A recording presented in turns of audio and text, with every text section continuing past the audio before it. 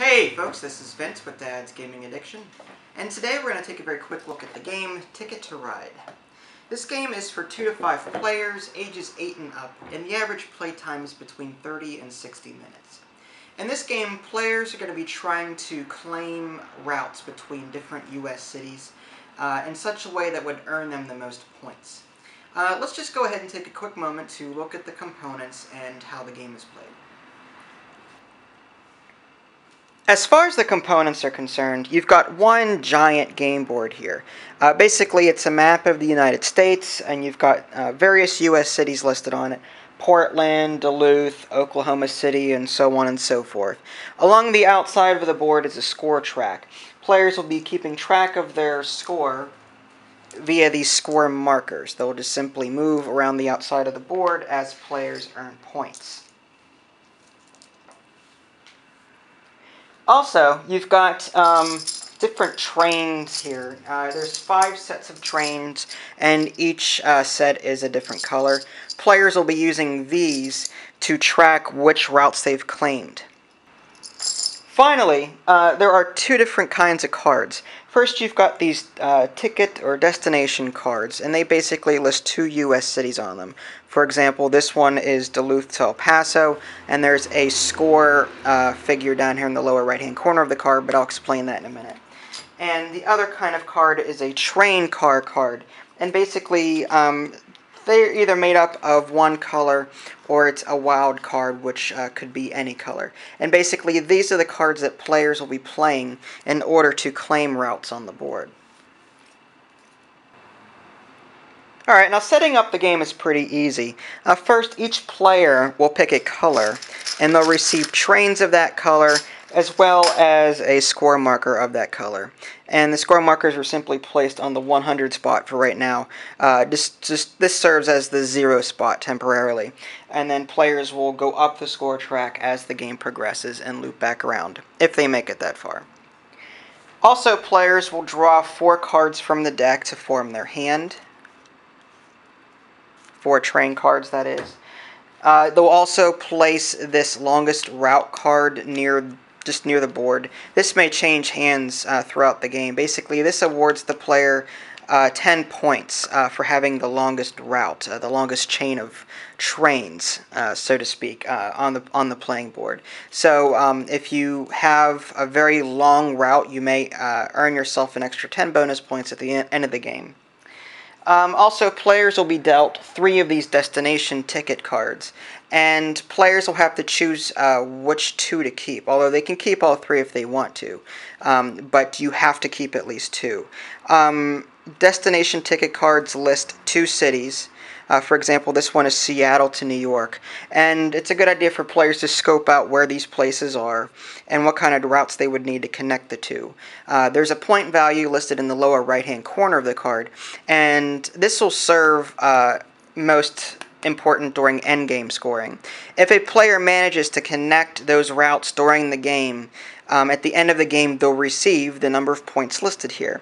If they do not, they are docked these points. So it's very important that you look at your routes to see if you think that they could possibly be accomplished and completed before the game ends. Otherwise, you'll be docked points rather than earning them. Finally, players will go ahead and deal 5 cards from the deck and just place them off to the side. This is sort of like a reserve stock. Players will be able to pick up cards from here and the deck as the game progresses in order to get more options available to them. Okay, a player's turn is actually very simple. A player will either play trains onto the board to form a route. They'll either pick up 2 cards from either the deck or these 5 face-up cards, or a combination of the 2. Or they'll draw 3 of these destination tickets and be forced to pick one of them while returning 2. Of course, a player can keep more than that if they wish, but they have to keep at least 1 destination ticket if they do that. Now, the first action, laying trains down, all you'll have to do is look at the cards in your hand and see if you have enough to complete a route that might be on the board. For example, I have 4 orange cards in my hand right now. And just in looking at this particular section of the board, there are 5 orange ones going from Salt Lake City to San Francisco, and 3 from Salt Lake City to Las Vegas. I do not have enough orange cards to make it from Salt Lake City to San Francisco, but I do have enough to make it from Salt Lake City to Las Vegas. So I could discard 3 of my orange cards, put them in the discard pile, and put down 3 of the trains of my color on this particular route. Now that means I have claimed this route. No one else can take this route but me, and that will hopefully bring me one step closer to completing the routes on my destination tickets. The second action a player can take is drawing 2 cards from the deck, or these face-up cards. It can be 2 cards from here, 2 cards from here, 1 from here, 1 from here. The only stipulation is that if there is a wild card as one of these face-up cards, once you take a wild card, you won't be able to draw a second card from either. And obviously you can't draw a wild card from the face-up section if you've already drawn a card from somewhere else. So basically that's just to prevent someone from, a wild card is obviously a very powerful card. So you can only draw 1 card if you happen to pick this up. And finally, like I was saying earlier, a player has the option to pick up 3 of these ticket cards.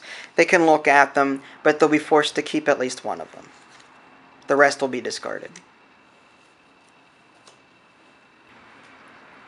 So just to recap everything that I've said, players are basically going to be taking turns around the table trying to connect routes on the board. Why are they doing this? Well, the main goal is to earn as many points as you can, and the person with the most points at the end of the game would win. Now, there's 2 ways a player can earn points. When a player claims a route, they'll look at this chart to see how many points they earn for immediate effect. For example, if a route is claimed and it has 1 block or 1 train on it, it is worth 1 point. Whereas if a player were to claim a route that had 6 blocks on it, for example, New Orleans to Miami has 6 red ones, that player would earn 15 points. And again, this is an immediate effect. So the score marker would then go up the track accordingly. So throughout the entire game, players are going to be placing routes down and earning points. That's one way for a player to earn some points in order to win. The other way, again, is through the destination tickets. If players manage to complete their tickets, at the end of the game, they'll all take a look at their tickets, and those that have completed their routes will earn some bonus points. Those who did not will lose some points.